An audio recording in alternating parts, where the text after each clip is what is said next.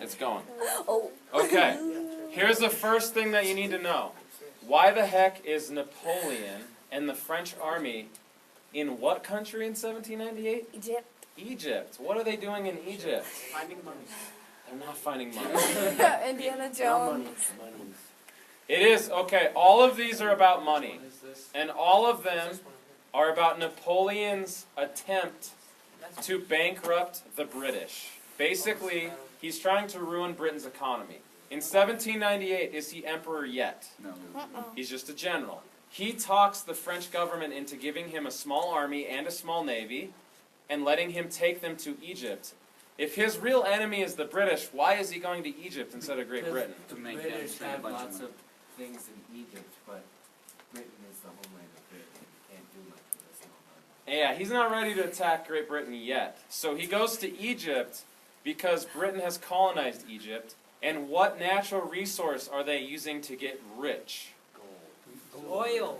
Don't mind me, I'm just going to sit here in my nice blue jeans until someone answers. Denim. Silk. Blue dye. Cotton. Blue dye. Just made from what?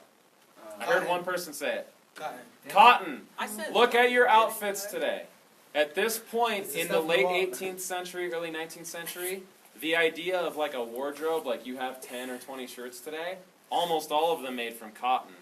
The British are getting rich off of Egyptian cotton. So here's Napoleon's idea. Let's go take Egypt and cut them out of Great Britain's economy. Wow.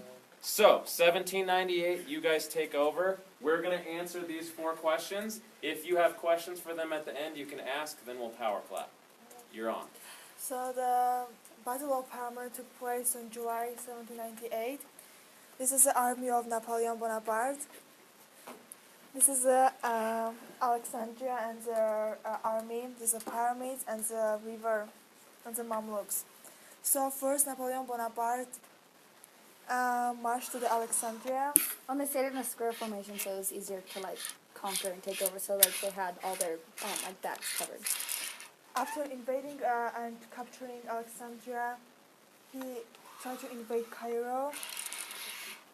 But on his way, he Oh, and just before that, they just barely missed the British. Like before they got to Egypt, they had like just barely missed them. so on the way they met Mamluks.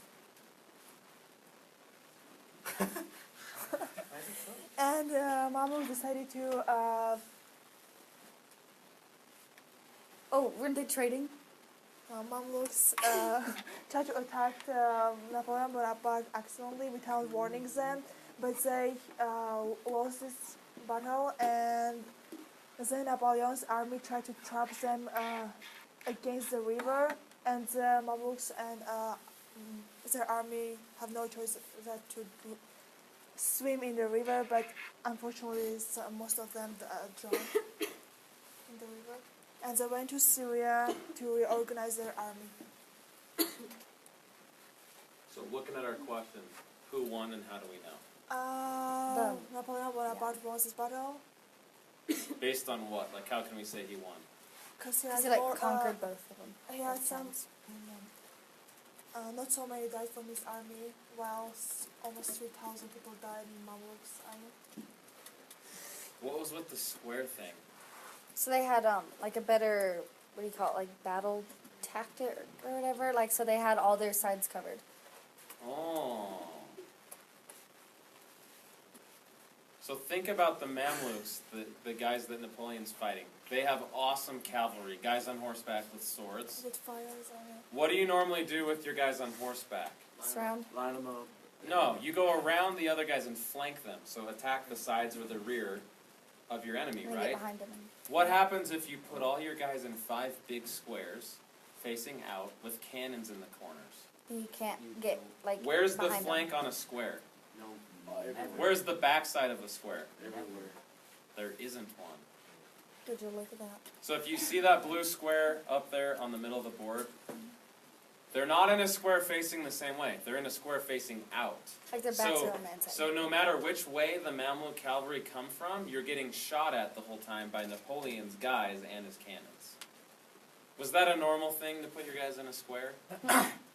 Was that a pretty ingenious plan? Yes, because they like would just line up usually. But obviously doesn't work. It's like, come on back. Get you. So, that brings us to the most important question. Go build him a statue in his honor today at this battlefield. How are you going to make him look based on what happened here? What's his legacy? Because Friday we all have to pick overall what his legacy is. What's this do to his legacy as a general? What kind of general is he based on this? Great, because he won the army in his own land. Like he did it all by, like not by himself, but he did it on his own. And like, what kind of general is he? I'm asking you guys too. They explained it really well. A good one. No, that's an understatement. He's not boss. afraid. Phenomenal. Okay, was he outnumbered? Yes. Is he in a foreign land? Yeah. Yes. Very much so. Does he come up with a crazy new idea? The square thing? Did it work really, really well? Yeah. And he could have got shut down by the British, but he was like just in time. Like they're like just Wait, behind him. how did they barely miss the British? Because their ships were coming from France with the French army. The British have ships patrolling the Mediterranean. If they catch you, they're going to sink your ships. All your guys drown. That's what you So get. they got lucky. Yeah. You could call it that. That's why you get swimming lessons. When you learn how to swim, What about sharks? you get a gun. Okay, so for his legacy, if you're the person taking notes, what could we put for that? That's the best strategy. Great strategy. Is he a brave guy for taking his army all the way down here to Egypt? Yeah. Not afraid. And he's outnumbered, but he still wins. Risk taking. Do you guys remember our analogy about the French army versus the British Navy? Yeah. The whale and the elephant. On land, how's the elephant doing? That's Napoleon and the French. Kicking butt.